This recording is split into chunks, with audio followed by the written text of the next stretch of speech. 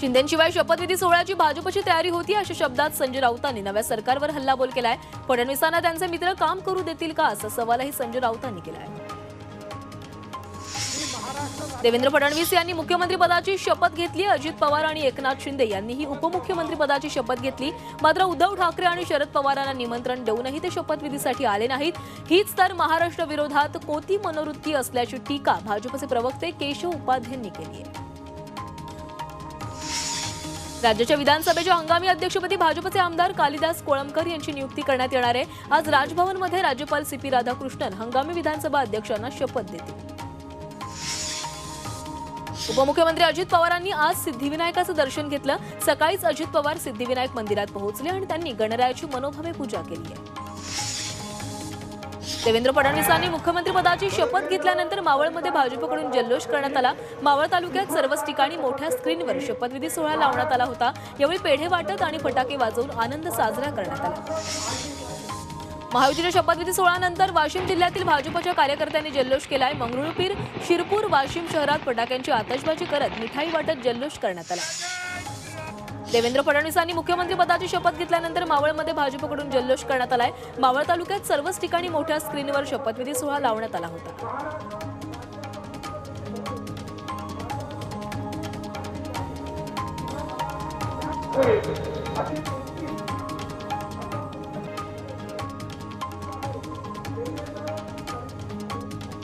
तर मावळमध्ये ज्यावेळेस देवेंद्र फडणवीस यांनी शपथ घेतली, या शपथविधी सोहळ्यानंतर मावळमध्ये भाजप कार्यकर्त्यांनी एकच जल्लोष केल्याचं पाहायला मिळालं। मावळमध्ये सर्वत्रच एलईडी स्क्रीन लावण्यात आलेले होते आणि त्यावर मुख्यमंत्र्यांचा शपथविधी सोहळा दाखवण्यात आला। अजित पवारांनी उपमुख्यमंत्रीपदाची शपथ घेतल्यानंतर जळगावच्या अमळनेरमध्ये राष्ट्रवादीच्या कार्यकर्त्यांनी जल्लोष केलाय। राष्ट्रवादीचे नेते अनिल पाटलांच्या कार्यकर्त्यांकडून फटाके फोडत जल्लोष करण्यात आला। राज्याचे मुख्यमंत्री देवेंद्र फडणवीसांच्या शपथविधी सोहळ्यानंतर पालघरमध्ये जोरदार जल्लोष पाहायला मिळाला। डहाणूमध्ये भाजप कार्यालयाबाहेर मोठ्या प्रमाणात कार्यकर्त्यांनी गर्दी केली। यावेळी मिठाई वाटून मुख्यमंत्री देवेंद्र फडणवीसांच्या नावानं जोरदार घोषणाबाजी करण्यात आली। अजित पवारांनी उपमुख्यमंत्रीपदाची शपथ घेतल्यानंतर जळगावच्या अमळनेरमध्ये राष्ट्रवादीच्या कार्यकर्त्यांनी जल्लोष केलाय। राष्ट्रवादीचे नेते अनिल पाटलांच्या कार्यकर्त्यांकडून फटाके फोडत हा जल्लोष करण्यात आला। राज्याचे मुख्यमंत्री देवेंद्र फडणवीसांच्या शपथविधी सोहळ्यानंतर पालघरमध्ये जोरदार जल्लोष पाहायला मिळाला। डहाणूमध्ये भाजप कार्यालयाबाहेर मोठ्या प्रमाणात कार्यकर्त्यांनी गर्दी केली होती। यावेळी मिठाई वाटून मुख्यमंत्री देवेंद्र फडणवीसांच्या नावानं जोरदार घोषणाबाजी करण्यात आली। महामानव डॉक्टर बाबासाहेब आंबेडकर यांना मुख्यमंत्री आणि उपमुख्यमंत्र्यांनी अभिवादन केलंय। चैत्यभूमीवर जाऊन मुख्यमंत्री फडणवीस, उपमुख्यमंत्री अजित पवार आणि उपमुख्यमंत्री एकनाथ शिंदे यांनी चैत्यभूमीवर बाबासाहेबांना अभिवादन केलंय। संविधानच भारताला महाशक्ती बनवू शकतं, आम्ही संविधानानुसार काम करू असं फडणवीस म्हणालेत। फडणवीस शिवाजी पार्कात बाबासाहेबांना अभिवादन करण्यासाठी आले होते। यावेळी त्यांनी शेवटच्या घटकाला न्याय देऊ असा संकल्प केला। आज चैत्यभूमीवर मुख्यमंत्र्यांसह दोन्ही उपमुख्यमंत्र्यांनी बाबासाहेबांना अभिवादन केलंय। त्यानंतर पोलिसांकडून बाबासाहेबांना मानवंदना देण्यात आली आहे। आज महामानवाला अभिवादन करण्यासाठी मोठा जनसागर लोटलाय। शासनाकडून ही जय्यत तयारी करण्यात आली आहे। यावेळी चैत्यभूमीवर हेलिकॉप्टरमधून पुष्पवृष्टी करण्यात आली। नाशिकच्या मनमाडमध्ये रेल्वे कर्मचाऱ्यांनी महामानवाला आगळ्यावेगळ्या पद्धतीने अभिवादन केलंय। पंचवटी एक्सप्रेसच्या इंजिनावर डॉक्टर आंबेडकरांच्या पूर्णाकृती प्रतिकृती लावत आकर्षक फुलांची सजावट केली गेली। तसंच निळे ध्वज लावून ट्रेन सुशोभित करण्यात आली।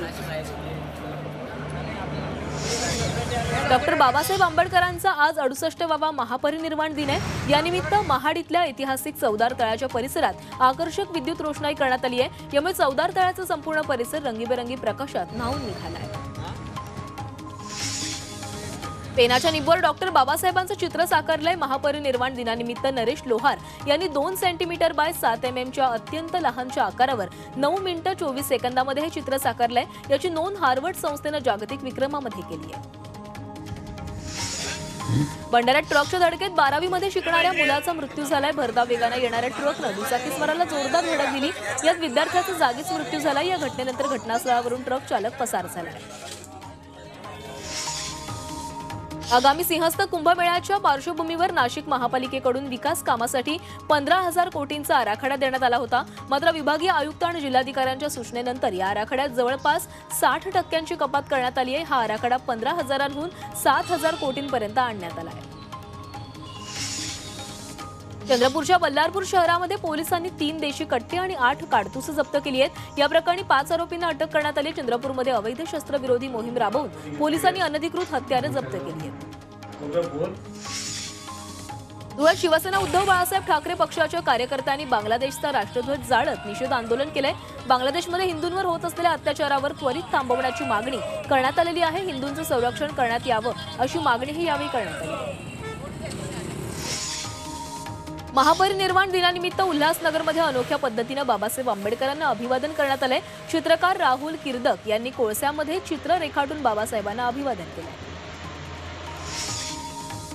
साताऱ्यातील शेंद्रे गावानजीक साताऱ्याहून कराडच्या दिशेने निघालेल्या रुग्णवाहिकेने अचानक पेट घेतला। चालकाच्या लक्षात येताच त्याने वेळीच प्रसंगावधान राखत रुग्णवाहिका रस्त्याच्या बाजूला उभी केली, त्यामुळे मोठा अनर्थ टळला। अजित पवारांनी 6व्यांदा उपमुख्यमंत्री पदाची शपथ घेतल्यानंतर शिर्डीत राष्ट्रवादीच्या पदाधिकाऱ्यांनी जल्लोष केलाय। फटाके फोडत आणि पेढे भरवत शिर्डी नगर परिषदेसमोर जल्लोष करण्यात आला। पुण्यात पुढील 2 दिवसात 1 ते 2 अंशांनी घट होण्याची शक्यता आहे। चक्रीवादळामुळे गायब झालेल्या थंडीला पुन्हा सुरुवात होण्याचा अंदाज पुणे वेधशाळेने वर्तवलाय, तर हवामान कोरडे राहण्याचा अंदाजही वर्तवण्यात आलाय। कोकणात शेतकऱ्यांना 1 एकर जागेमध्ये जायफळ, लवंग, दालचिनी, तमालपत्र, काळी मिरी अशी मसाला पिकांची लागवड केली आहे। यातून शेतकऱ्याला चांगलं उत्पन्न मिळतंय। नैसर्गिक आपत्तींवर मात करण्यासाठी इथल्या बागायतदारांनी कोकण कृषी विद्यापीठाची लाखी बाग ही संकल्पना उचलून धरली आहे। गोंदिया जिल्हा मार्केटिंग फेडरेशनच्या शासकीय धान खरेदी केंद्रावर 16,159 शेतकऱ्यांनी 5,59,385 क्विंटल धानाची विक्री केली आहे। या विक्री केलेल्या धानाची एकूण किंमत 128 कोटी 65 लाख रुपये इतकी आहे। मात्र धान खरेदी केंद्र सुरू होऊन महिना उलटूनही पोर्टल अपडेट न झाल्याने शेतकऱ्यांचे चुकारे थकले। कोल्हापूरमधील काळमावाडी डाव्या कालव्याला पनेरी गावाजवळ मोठं भगदाड पडलंय, त्यामुळे लाखो लिटर पाणी वाया गेलंय आणि आजूबाजूच्या शेतीचंही मोठं नुकसान झालंय। त्यामुळे सरकारनं नुकसान झालेल्या शेती पिकांची तातडीनं नुकसान भरपाई द्यावी अशी मागणी शेतकरी करतात। संभाजीनगरमध्ये मध्यरात्री अवकाळी पावसानं हजेरी लावली आहे। जिल्ह्यात सगळीकडेच ढगाळ वातावरण आहे। शेतीला काही प्रमाणात याचा फायदा आणि फटका बसणार आहे। गेल्या 4 ते 5 दिवसांपासून अमरावती जिल्ह्यात मोठ्या प्रमाणात ढगाळ वातावरण निर्माण झालंय। ढगाळ वातावरणामुळे तूर पिकावर शेंगा पोखरणाऱ्या अळीचा प्रादुर्भाव होण्याची शक्यता आहे, त्यामुळे तूर पीक संकटात सापडलंय। ढगाळ वातावरणामुळे तुरीच्या उत्पन्नात घट होण्याची शक्यता आहे। नाशिक जिल्ह्याला अवकाळी पावसाचा तडाखा बसलाय। नाशिकच्या येवला, सिन्नर, निफाड भागात काल अवकाळी पाऊस झालाय। या पावसामुळे द्राक्ष, कांदा आणि रब्बी हंगामातील मक्याचं मोठं नुकसान झालंय। तातडीनं पंचनामे करण्याची मागणी शेतकरी करतात। अहिल्यानगर जिल्ह्यातील अनेक भागात आज पहाटेच्या सुमारास अवकाळी पावसानं हजेरी लावली। या पावसामुळे रब्बी हंगामातील तूर, हरभऱ्यासह उन्हाळी मका पिकांचं नुकसान होण्याची शक्यता आहे, तर द्राक्ष, आंबा या फळबागांनाही फटका बसण्याची शक्यता वर्तवली जाते। जालन्यात अनेक ठिकाणी अवकाळी पावसाची हजेरी पाहायला मिळते। जालना, बदनापूर, भोकरदन, अंबड, जाफराबाद तालुक्यात अवकाळी पावसाची हजेरी लावली आहे। गहू, हरभरा, ज्वारी उत्पादकांना दिलासा मिळालाय, मात्र कापूस पिकाला याचा फटका बसला आहे। मुंबई विमानतळावर 1 कोटींचं सोनं जप्त केलं गेलंय। फूड स्टॉलच्या कर्मचाऱ्यासह दोघांना अटक करण्यात आली आहे। दुबईतून मुंबईत 1.5 किलो सोन्याची तस्करी उघड झाली आहे। आरोपींमध्ये एका महिलेचाही समावेश आहे। उल्हासनगरमध्ये विठ्ठलवाडी पोलिसांनी 1,65,000 रुपयांचा गुटखा आणि तंबाखू जप्त केलाय। पोलिसांनी सापळा रचून छापा टाकत 6 आरोपींना अटक केली आहे। या आरोपींना कोर्टानं 2 दिवसांची पोलीस कोठडी सुनावली आहे। भंडारा शहरातील अतिक्रमण काढण्यास सुरुवात झाली आहे। रस्त्यावर वाहतुकीला अडथळा ठरणारी दुकानं आणि अतिक्रमण जेसीबीच्या सहाय्याने पाडण्यात आली आहेत। शहरात होणारे छोटे मोठे अपघात रोखण्यासाठी अतिक्रमण काढली जात आहे। पुण्यात अनधिकृत होर्डिंगवर पीएमआरडीएनं कारवाई केली आहे। या प्रकरणी आतापर्यंत जवळपास 7 गुन्हे दाखल झालेत। वारंवार नोटिसा देऊनही त्याकडे दुर्लक्ष करत अनधिकृत बांधकाम केल्यामुळे ही कारवाई करण्यात आली आहे। जुन्नरच्या मंचरमध्ये बोगस महिला डॉक्टरवर गुन्हा दाखल झालाय। वैद्यकीय पदवी नसतानाही दवाखाना चालवणाऱ्या महिला दीपमाला हरीश खामकर आणि तिच्या डॉक्टरवर पतीवर मंचर पोलीस ठाण्यात गुन्हा दाखल झालाय। एअर इंडियातर्फे येत्या 21 डिसेंबरपासून पुणे ते बँकॉक थेट विमानसेवा सुरू करण्यात येणार आहे. मंगळवार, गुरुवार आणि शनिवार असे 3 दिवस ही सेवा उपलब्ध असेल. थायलंडला जाणाऱ्या पर्यटकांना याचा मोठा फायदा होणार आहे. पश्चिम रेल्वेने विनातिकीट प्रवास करणाऱ्यांवर कारवाई केली आहे. 3 कोटी रुपयांचा दंड वसूल करण्यात आलाय.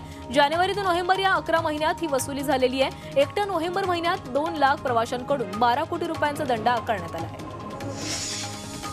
महापरिनिर्वाण दिनीच बाबरी मशीद पतन दिन देखील आहे. या पार्श्वभूमीवर कायदा व सुव्यवस्था अबाधित राखण्यासाठी तसंच जातीय तेढ निर्माण होऊ नये म्हणून मनमाड पोलीस उपविभागीय अधिकाऱ्यांनी बैठक घेतली. या शांतता कमिटीच्या बैठकीमध्ये अधिकाऱ्यांनी नागरिकांना सूचना दिल्या. पुणे महानगर परिवहन महामंडळानं बस पाठोपाठ आता बस चालक आणि वाहनकांचे कंत्राटीकरण करण्यास सुरुवात केली आहे. त्यासाठी त्यांनी कंत्राटी वाहक आणि चालक भरती प्रक्रिया सुरू करण्याचा निर्णय घेतलाय. आता नव्याने येणाऱ्या 400 बसेसवर चालकासह वाहकही ठेकेदाराचे असणार आहे. पुणे महानगरपालिकेने मिळकत कराची थकबाकी वसूल करण्यासाठी बँड पथक सुरू केलंय. या बँड पथकाच्या माध्यमातून 4 दिवसात 11 कोटी 19 लाख रुपयांची थकबाकी वसूल करण्यात आली आहे. महापालिकेच्या मिळकत विभागाकडे आतापर्यंत शहरातील 8,73,257 मिळकत करांनी 1,800 कोटींचा कर जमा केला आहे.